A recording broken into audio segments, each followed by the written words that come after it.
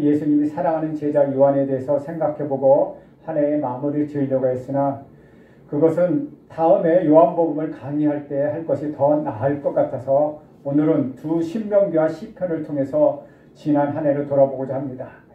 또 한 해를 지나가고 있습니다. 이 지나가는 2020년은 다시 돌아오지 않을 한 해입니다. 예년에 비해서는 올해는 참으로 힘든 한 해였습니다.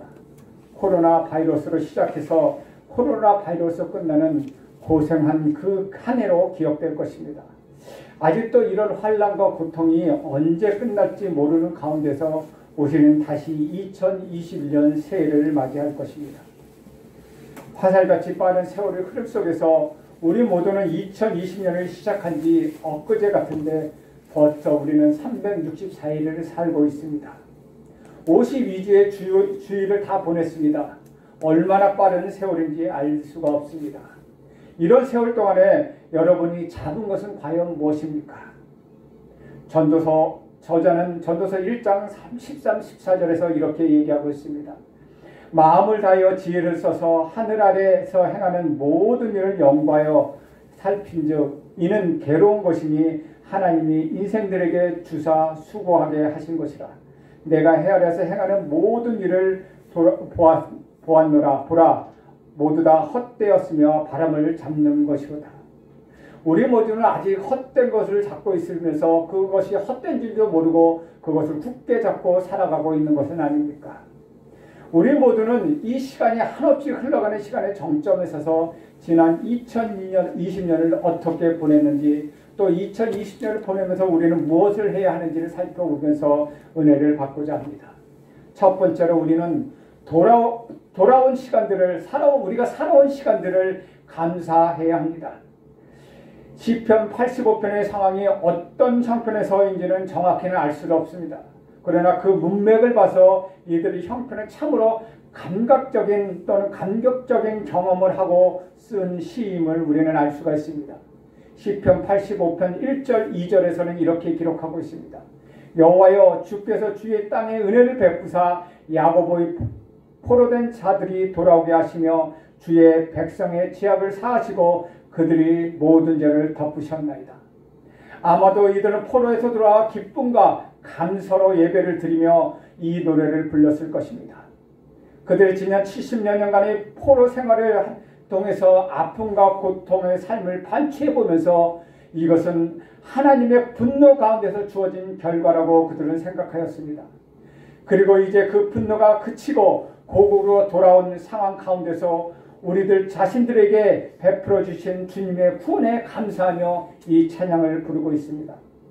또한 모세도 자신이 주도하여서 이끌어온 광야 생활 40년을 회상하면서 참으로 참고 고통스러웠던 무서운 일들을 고백하고 있습니다. 모세가 겪은 수많은 현장의 모습들은 시편 90편에 너무나도 생생하게 기록되어 있습니다. 시편 90편 5절에서 8절 이렇게 기록합니다. 주께서 그것을 홍수처럼 쓸어 가시나이다. 그들은 잠깐 지는 것 같으며 아침에 돋은 풀 같으니이다. 풀은 아침에 꽃이 피어 자라다가 저녁에는 시들어 마르나이다. 우리는 주의 노에 소멸되며 주의 분내심에 놀라나이다.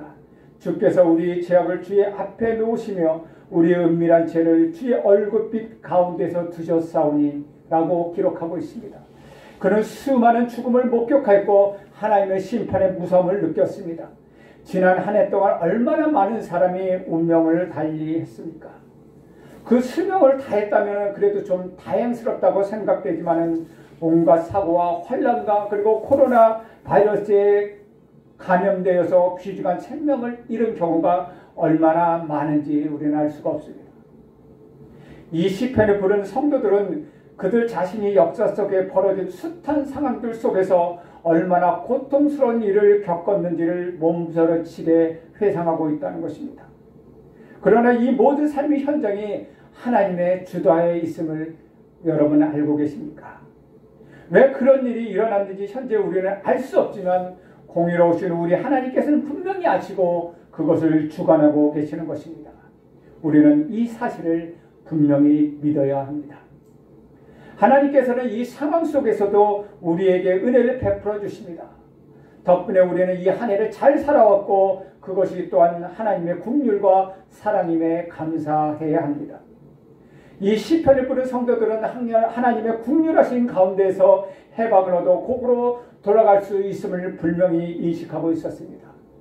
그리고 그들 자신이 죄에 대하여 완전히 대가를 묻지 않으시고 긍휼을 베풀어 주신 그 하나님께 찬양과 감사와 영광을 올려드렸습니다. 우리 모두는 엄청난 고통스러운 심판 속에서 무한한 긍휼로 함께 하심을 느낀 모세와 같이 지난 2020년을 너무나도 고통스럽고 힘든 한 해를 오직 하나님의 긍휼 가운데 살아온 것임을 명심하고 하나님께 감사하시길 간절히 바랍니다. 두 번째로 주어진 새 기회에 사는 기회를 가져야 할 것이다. 오늘 본문 시편 85편 8절 9절에 보면 이렇게 기록합니다.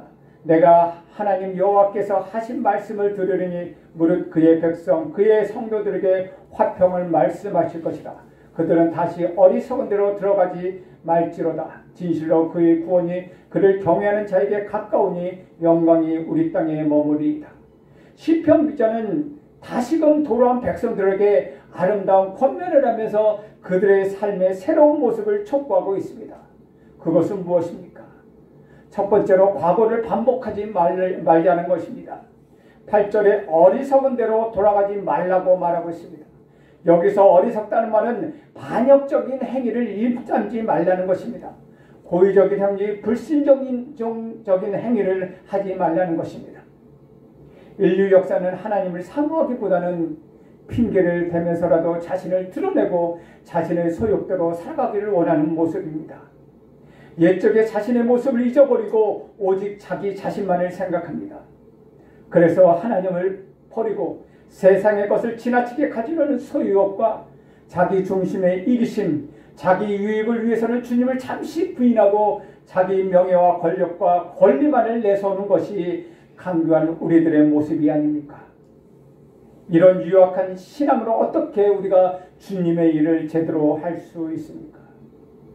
8절을 보면 하나님께서 우리에게 주신 복은 우리의 화평을 위함이라고 말씀하고 있습니다. 이것은 하나님과의 바른 관계를 회복함을 의미하고 있습니다. 화평은 우리에게 하나님과의 온전한 관계를 갖도록 이끌어줍니다. 화평을 이루기 위해서 힘쓰는 자는 진정한 하나님의 아들입니다. 그래서 마태복음 5장 9절에는 이렇게 말씀하고 있습니다. 화평하게 하는 자는 복이 있나니 그들이 하나님의 아들이라고 일컬음을 받을 것이며. 사랑하는 성도 여러분, 지난 한 해 얼마나 불만이 가득 차고 만족하지 못하고 항상 불평하며 살아왔습니까? 화평을 이루며 화평을 구하며 화평을 소유한 하나님의 자녀의 특권을 가진 자들입니다. 우리 하나님께서는 그의 아들 예수 그리스도를 십자가에 죽으심으로 화목을 이루시는 희생의 제물로 그 아들을 삼으셨습니다. 그 결과 죄인이었던 우리가 하나님과의 화평을 이루게 된 것입니다. 이것이 바로 하나님의 말씀이며 복음이 아니겠습니까? 참된 화목과 화평은 어떻게 주어지는 것입니까? 구속의 말씀을 믿고 실천할 때 화평과 화목이 주어지는 것입니다. 우리 모두가 하나님을 떠나 악에 따라 살 때에는 고통과 불안과 좌절 가운데서 빠져 하나님과의 관계가 단절되어 버렸습니다. 그래서 허덕이며 또한 헤매며 사는 삶을 살게 되는 것입니다. 따라서 무엇보다도 하나님과의 관계 회복이 우리에게는 급선무입니다. 그것은 말씀을 붙잡을 때 가능한 것입니다. 왜냐하면 말씀에 참된 소망이 있기 때문입니다. 사랑하는 여러분, 지난 한 해를 어떻게 살아왔습니까? 우리 주님과 바른 관계를 이루기 위해서 얼마나 애쓰며 살아왔습니까? 이제 한 해를 점검하고 망령된 마음과 행실로 돌아가지 마십시오. 마음을 새롭게 잡고 굳게 하여서 다시금 하나님의 말씀을 추구하십시오. 그럴 때 구제 말씀과 같이 하나님의 구원의 진리가 우리 속에 거하고 참된 평강을 누리게 될 것입니다. 두 번째로는 참된 구원을 사모하자는 것입니다. 온갖 세상의 명예와 쾌락을 다 즐겼던 성 어거스트는 그의 어머니의 간곡한 기도 가운데서 우리 구주 예수 그리스도를 만난 후 그의 참회록에서 이렇게 기록하고 있습니다. 주여 내 인생의 주님을 만나기 전에는 참된 안식을 누린 적이 없나이다. 어쩌면 우리들은 막바지에 이르렀을 때야 비로소 우리 주님 앞에 나와서 우리 주님 앞에 나와 항복하고 우리 주님 앞에 엎드려 그때서야 결국 하나님께로 돌아오는 존재들이 아닙니까? 세상의 모든 기쁨과 만족은 일시적인 평안을 줄 뿐입니다. 영원한 안식을 줄 수가 없습니다. 결국 우리의 삶은 항상 우리의 어깨를 짓누르고 있으며 마음은 항상 근심과 걱정과 불안에 가득 차여서 참된 평안을 누리지 못하고 있습니다. 그러나 성 어거스틴과 같이 우리 구주 예수 그리스도를 찾을 때 이 세상에 가장 귀한 것을 소유하면서도 전혀 느껴보지 못한 참된 평안을 누리게 될 것입니다. 오늘 본문 시편 85편 9절 10절에 보면 다음과 같이 노래하고 있습니다. 진실로 그의 구원이 그를 경외하는 자에게 가까우니 영광이 우리 땅에 머무르리이다. 인애와 진리가 같이 만나고 의와 화평이 서로 입맞추었으며 진리는 땅에서 솟아나고 의는 하늘에서 굽어보더이다. 이 땅에서의 우리 삶의 모습을 살펴보면 여전히 허덕거리고 살아가고 있습니다. 이 세상 어느 곳에서도 참된 평안을 얻을 수가 없습니다. 이러한 인생을 아시는 우리 주님은 마태복음 11장에서 이렇게 말씀하고 있습니다. 마태복음 11장 27절에서 37절 말씀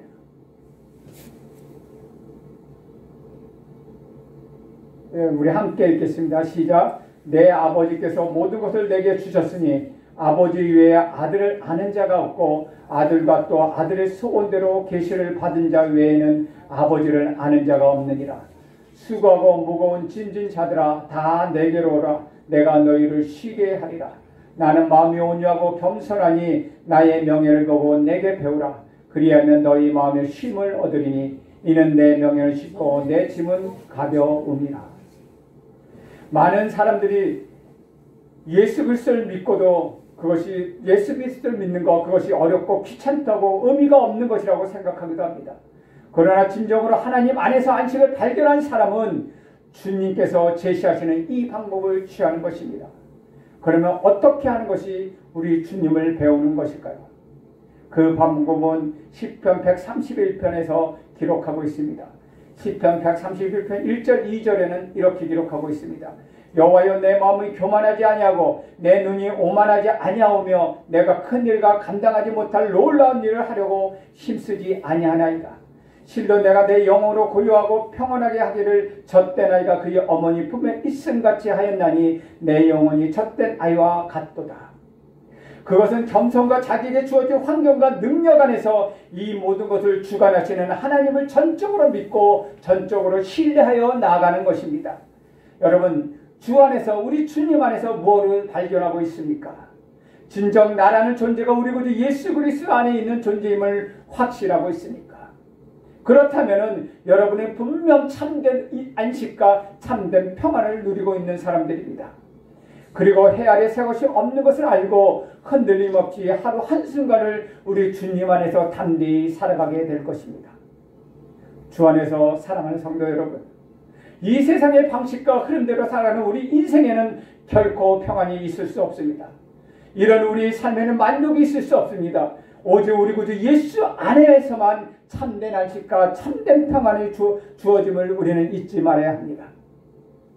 이러한 진리가 하나님의 간섭하심에 있다고 하는 것을 또한 결코 잊지 말아야 하는 것입니다.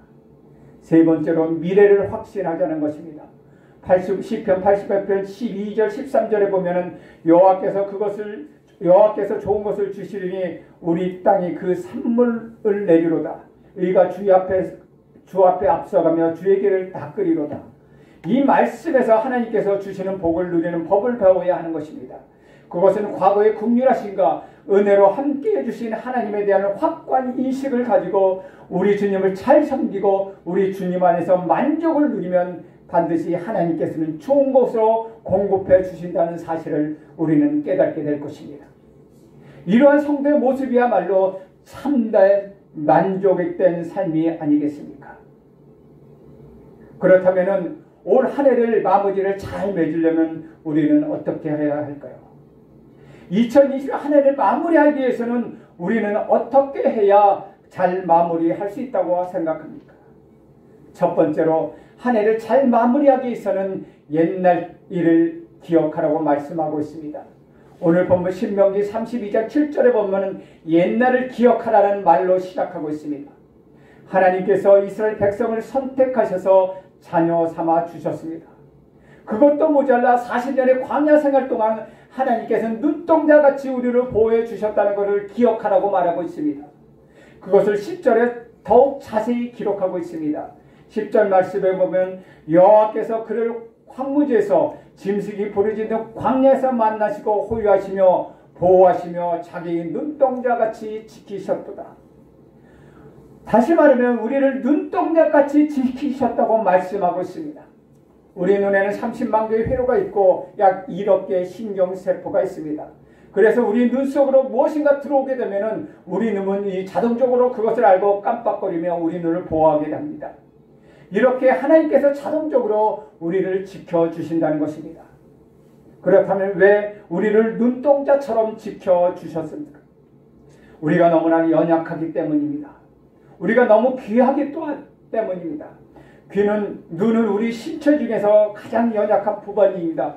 하지만 또한 가장 귀한 부분이기도 합니다. 그래서 예수님께서 마태복음 6장 22절에 눈은 몸의 등불이라고 말씀하셨습니다. 이렇게 눈이 귀하기 때문에 저와 여러분을 눈동자처럼 보호해 주셨다는 것입니다. 2020년을 보내면서 여러분은 얼마나 하나님의 은혜를 기억하고 계십니까? 우리 중에 아무도 하나님의 은혜를 받은 적이 없다고 말할 수 있는 사람은 아무도 없습니다. 먹는 것, 마시는 것, 하다못해 숨쉬는 것까지도 하나님의 도움 없이는 하루도 살아갈 수 없기 때문입니다. 우리 심장은 자그마치 하루에 10만 번 이상을 뛰고 있습니다.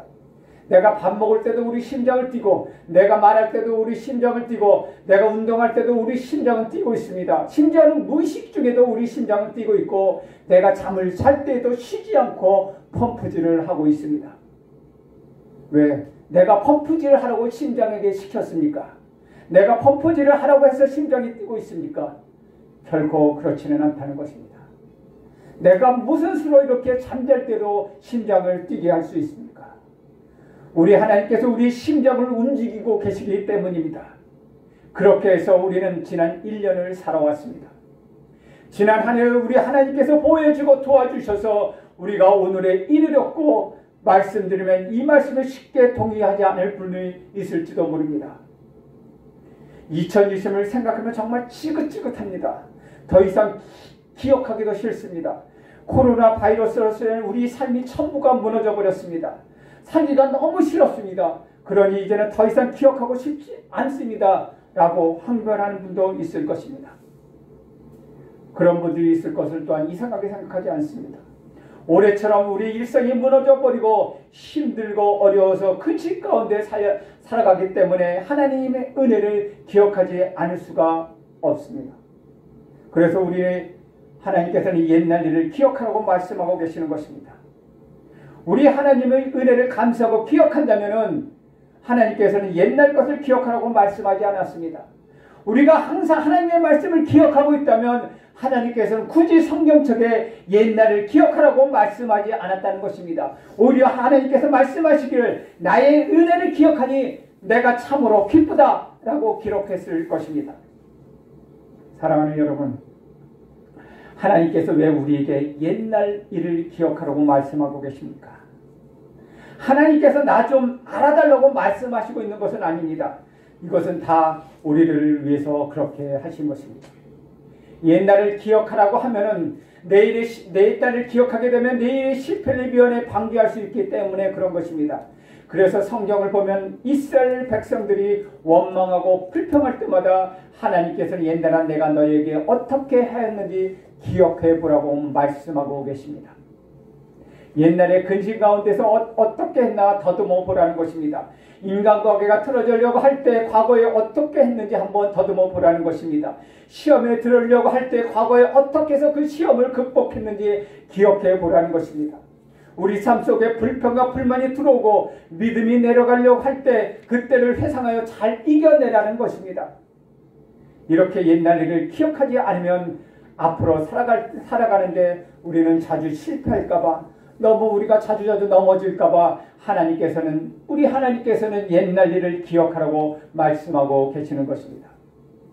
그래서 2020년은 하나님께서 우리를 어떻게 인도하셨으며 그것을 기억하고 2021년은 넘어지고 실패하지 않는 성도가 되시기를 우리 주님의 이름으로 축복드립니다. 두 번째로는 한 해를 잘 마무리하기 위해서는 2020년은 정치적으로, 경제적으로, 사회적으로, 교육적으로 여러 방면에서 우리 삶을 어지럽게 하시는 하나님의 의도를 깊이 생각해 보아야 한다는 것입니다. 하나님께서는 하나님의 자녀들을 항상 평화롭고 만사형통하게만 이끌어 가시는 분이 아니십니다. 하나님께서는 사랑하는 자녀들에게 근심을 주시기도 하고 사랑하는 자녀들을 오늘 본문 말씀처럼 어지럽게 하시기도 하시는 분입니다. 그렇다면 여기서 우리는 어지럽게 한다는 말을 좀 더 연구할 필요가 있습니다. 우리 본문에 보면 본문 신명기 32장 11절에 보면은 마치 독수리가 자기 보금자리를 어지럽게 하며 자기 새끼 위에 너풀거리며 그의 날개를 펴서 새끼를 받으며 그의 날개 위로 그것을 업은 것 같이라고 기록하고 있습니다. 쉽게 말하면 독수리가 자기 새끼를 다루듯이 우리 하나님이 우리를 다루시고 계시는 우리 하나님이시라는 것입니다. 이 말씀을 정확히 이해하려면 독수리 생태를 알아야 하는 것입니다. 독수리는 생태학적으로 보금자리를 매우 높은 절벽이나 벼랑 끝에 든든하게 만듭니다. 아무도 접근하지 못하는 곳에 튼튼한 둥지를 치고 거기에 자기 털이나 부드러운 물질로 푹실한 침대 같은 것을 마련합니다. 그 다음에 거기에 알을 낳고 알을 품은 후에 알에서 나온 새끼를 기릅니다. 독수리 새끼는 튼튼한 칩에서 어미 독수리가 들여다주는 음식을 받아 먹으며 하루 종일 기분 좋게 지냅니다. 눈을 뜨면 파란 천국 하늘이 들여다 보이고 둥지 아래는 광활한 넓은 벌판이 펼쳐집니다. 독수리 새끼는 날마다 행복합니다. 난공불락의 요새 같은 곳에서 새끼는 아무 걱정 없이 살아가고 있습니다. 그런데 어느 날 갑자기 이상한 일이 벌어집니다. 그렇게 자기를 사랑스럽게 돌봐주었던 어미 독수리가 날개를 퍼덕거리며 보금자리에 있는 새끼들을 못살게 굴기 시작합니다. 새끼 독수리는 갑자기 변한 어미를 보고 아니 우리 엄마가 미쳤나? 왜 나를 못살게 굴지? 왜 나를 이렇게 어지럽게 하지? 하면서 어리둥절해합니다. 그리고 어미 독수리는 아랑곳하지 않고 그 새끼 독수리를 어지럽게 만듭니다. 그리고 결국 그 새끼 독수리를 벼랑 끝으로 떨어뜨립니다. 우리 하나님께서는 우리들을 이렇게 어지럽게 해서 우리를 떨어뜨리기도 하십니다. 그러면서 뭐라고 말씀하십니까? 12절의 말씀처럼 인도했다, 함께했다라고 말씀하십니다. 아니 벼랑에서 떨어뜨리고는 인도하셨다고요? 우리를 근심 가운데 있게 하시고 어떻게 우리를 인도하셨다고 말씀할 수 있을까요? 우리 주머니에 돈이 말라가는 대로 우리 하나님께서는 함께 하셨다고요? 우리 상식으로는 말이 되지 않는 것 같습니다. 그러나 이것이 우리를 더 사랑하시는 하나님의 사랑의 표현이었습니다. 이런 하나님의 사랑을 알지 못하고 깨닫지 못한다면 나에게 조그만 환난이 닥쳐오면 우리는 하나님을 떠나고 또 교회를 떠나게 됩니다. 독수리 이야기를 조금 더 하겠습니다. 그렇다면 새끼 독수리가 벼랑 끝으로 떨어질 때 어떻게 합니까? 나 죽는다 하고 열심히 날개를 움직여서 날아보려고 하지 않겠습니까? 그래서 한 번에 확 날아오르면 다행이죠. 그렇지 못한 약한 새끼 독수리들은 땅으로 곤두박질을 칩니다. 그러면 땅에 떨어질 쯤에 돼서 어미 독수리가 쏜살같이 내려가서 커다란 날개를 펴서 새끼 독수리를 안전하게 받아 다시금 높이 하늘로 솟구쳐 올라갑니다. 어느 정도 시간이 지나 다시 새끼를 벼랑 끝에 떨어뜨립니다. 그러다가 땅바닥에 박살나려고 할 때 날아와서 다시 받아가지고 올라가고 또다시 떨어뜨리기를 반복합니다. 결국은 어린 독수리 새끼는 이런 반복되는 훈련을 통해서 정말 독수리처럼 튼튼한 날개를 갖게 되고 독수리처럼 튼튼하게 날아오를 수 있게 되는 것입니다. 이것은 오늘날 우리에게도 마찬가지입니다. 실로 하나님께서는 우리를 천국 백성으로서 양육하시기 위해서 때로는 우리에게 환난도 주시기도 하고 때로는 우리에게 고난을 주시기도 합니다. 당신의 종을 만들기 위하여, 당신의 그들을 만들기 위하여 우리를 계속해서 연단하시기도 하십니다. 사랑하는 여러분, 지난 한 해 동안 우리 가정에 가슴 아팠던 일은 없었습니까? 2020년은 코로나 바이러스 일상생활이 사그러져 버려서 경영하던 사업이 잘못되고 사랑하는 자녀들에게 문제가 생기고 건강에 문제가 생기기도 하였습니다. 그러나 지난 1년을 돌아다 보면은 그러한 혼란이 우리를 연단시키기 위한 하나님의 사랑이었음을 깨닫게 되는 것입니다. 하나님은 우리를 사랑하시기에 우리를 물 가운데 지나가기도 하시고 우리를 불 가운데로 통과하시기도 합니다. 베드로 사도는 이러한 연단의 과정을 가리켜 베드로전서 1장 7절에서는 예수 그리스도에 나타나실 때의 칭찬과 영광과 존귀를 얻게 하려 하심이라고 고백하고 있습니다. 우리 주님이 오실 때 창성한 믿음의 사람들이 되어서 칭찬과 영광과 존귀를 얻게 하시려고 하나님께서는 우리에게 연단을 주신다는 것을 우리는 잊지 말아야 합니다. 이런 하나님을 기억하며 나를 연단하시는 하나님을 이해한다면 그런 사람은 매듭을 잘 지을 수 있습니다. 또한 매듭을 잘 지은 사람은 다가오는 2021년 그 새해에 실패하지 않을 것입니다. 혹시 실패한다 하더라도 옛날을 기억하며 다시 일어날 것입니다. 이렇게 옛날을 기억하는 사람은 성공할 수 있습니다. 연단하는 하나님을 깨닫는 사람은 교회를 떠나지 않고 하나님을 떠나지 않습니다. 그렇게 해서 우리가 주님을 만날 그날까지 매듭을 잘 지으며 살아가다가 우리 주님으로부터 칭찬과 영광과 존귀를 얻는 복받는 성도 여러분이 되시기를 주의 이름으로 부탁드립니다. 사랑하는 여러분, 또 한 해가 지나갑니다. 가는 세월을 붙잡고 누가 못 가게 할 수 있겠습니까? 2020년이 다가고 2021년이 어김없이 우리에게 다가옵니다. 2020년을 보내고 새로운 한 해를 맞으면서 비록 힘든 이 세상에 살아가고 있지만은 우리 구주 예수 그리스도 안에서 주시는 하나님의 은혜를 누리시기 위하여 확고한 믿음으로 새해를 출발합시다. 이런 마음과 각오로 하나님 앞에 나가는 자에게는 하나님께서는 좋은 것을 풍성하게 채워주실 것입니다. 그 좋은 것은 영적인 것뿐만 아니라 육적인 것 모두가 포함되어 있다는 사실을 기억하십시오. 이제는 코로나 바이러스로 점철된 2020년을 보내고 2021년을 희망으로 맞이하는 여러분에게 전능하시고 위대하신 우리 하나님께서 지난해보다 더 큰 은혜 주시기를 간절히 기원합니다. 그래서 새해는 말씀과 더불어 더 깊이 하나님과 긴밀한 교제를 나누며 하나님께서 우리 구주 예수 그리스도 안에서 부르신 그 부르심의 상을 위하여 질주하는 여러분 모두가 되시기를 우리 주님의 이름으로 축원드립니다. 오늘 우리 주신 말씀을 가지고 잠깐 기도드리겠습니다. 하나님, 올 한 해 2020년은 어려운 가운데서 보내게 해주시네 감사드립니다.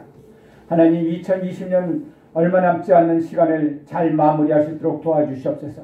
그리고 지나온 세간에 감사할 수 있도록 도와주시옵소서. 2020년 감사하는 생활이 되게 하여 주시고